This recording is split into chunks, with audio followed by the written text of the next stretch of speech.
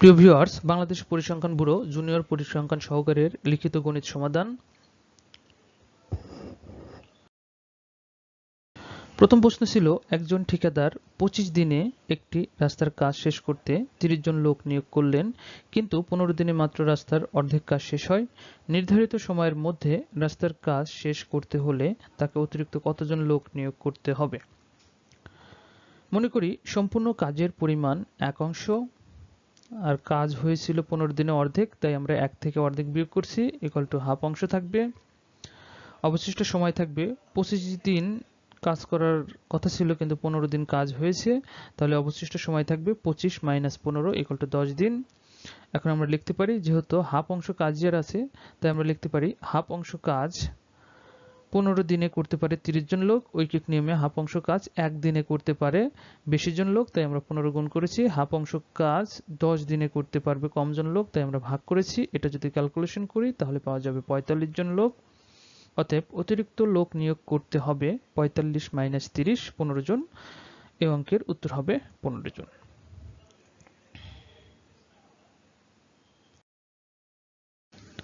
পিতা ও পুত্রের বর্তমান বয়সের সমষ্টি 65 বছর।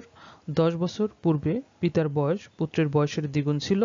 10 বছর পর প্রত্যেকের বয়স কত হবে? যেহেতু 10 বছর পূর্বে শর্তটা দেওয়া আছে, পুত্রের বয়স পিতার বয়স পুত্রের বয়সের শর্তটা, সেই অনুযায়ী আমরা লিখতে পারি। মনে করি 10 বছর পূর্বে পুত্রের বয়স ছিল ক বছর, অতএব 10 বছর পূর্বে পিতার বয়স ছিল 2 ক বছর।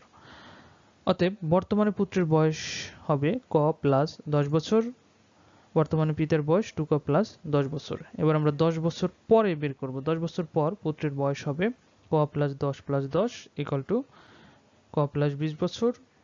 10 বছর পর পিতার বয়স হবে 2 ক প্লাস 10, তার সাথে যেহেতু 10 বছর পর, তাই আমরা 10 যোগ করেছি। এটা ক্যালকুলেশন করলে হবে 2 ক প্লাস 20 বছর।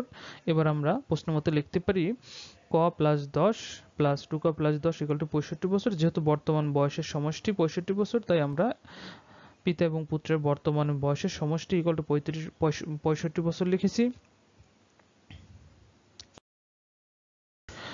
প্রশ্ন মতে আমরা যেটা ছিল এটা এই পেজে আবার লিখেছি।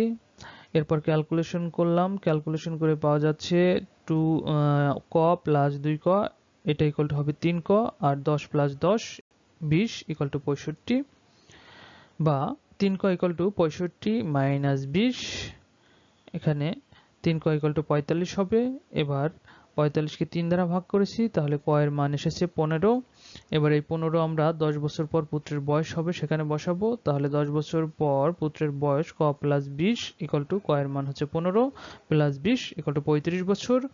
10 বছর পর পিতার বয়স হবে 2 ক plus 20 equal to 2 into 15 plus 20 equal to 50 বছর। উত্তর, পুত্রের বয়স 35 বছর এবং পিতার বয়স 50 বছর।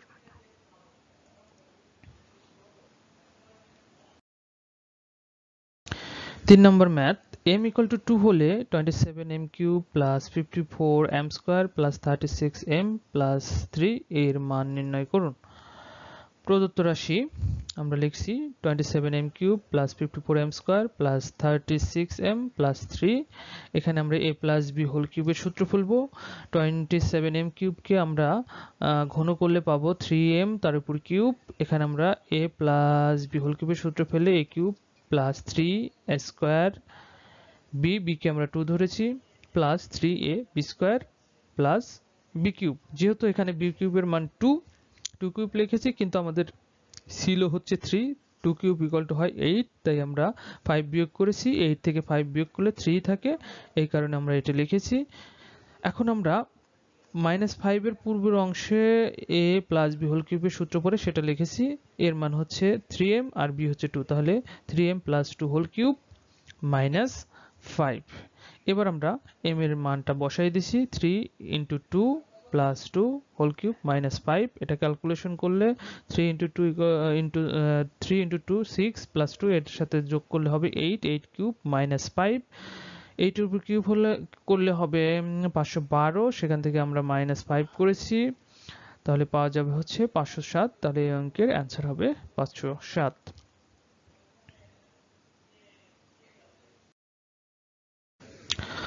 উৎপাদক বিশ্লেষণ করুন x to the power 3 minus 3x square minus 10x plus 24।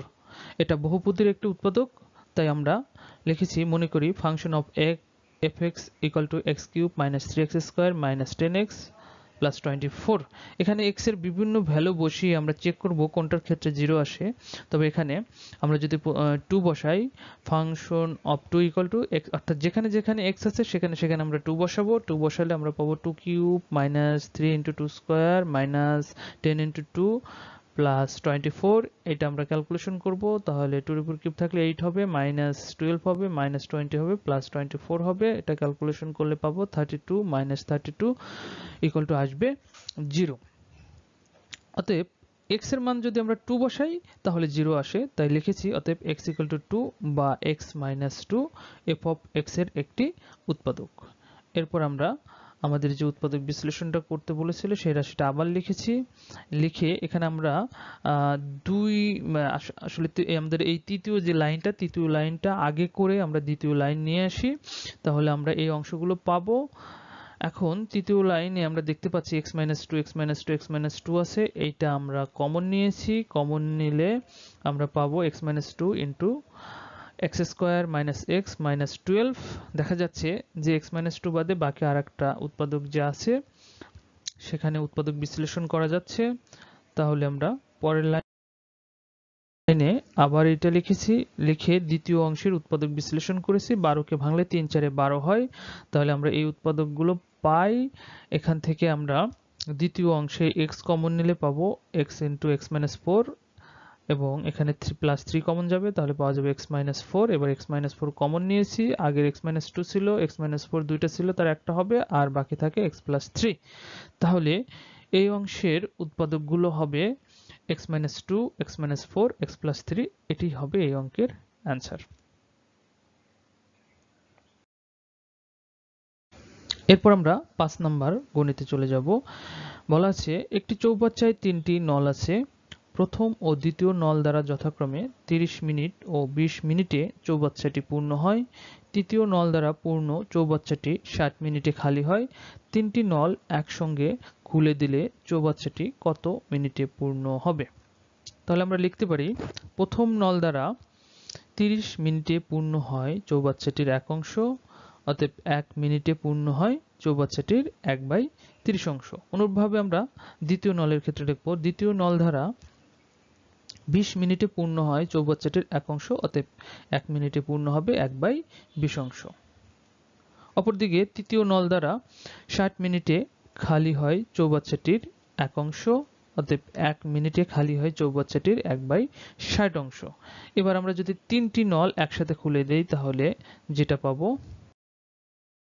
সেটা হলো 3টি নল একসঙ্গে খুলে দিলে 1 মিনিটে পূর্ণ হয় চৌবাচ্চাটির 1/30 অংশ প্লাস 1/20 অংশ মাইনাস 1/60 অংশ। যেহেতু প্রথম দুইটাতে পূর্ণ হয়েছে তাই আমরা যোগ করেছি, এবং তৃতীয় নল দ্বারা হচ্ছে খালি হয়েছে তাই আমরা বিয়োগ করেছি।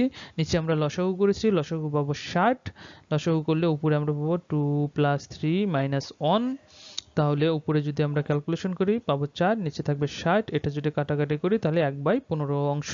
তাহলে 1 মিনিটে পূর্ণ হয় চৌবাচ্চাটির 1/15 অংশ। এই কথাটা আমরা ঘুরিয়ে লিখব।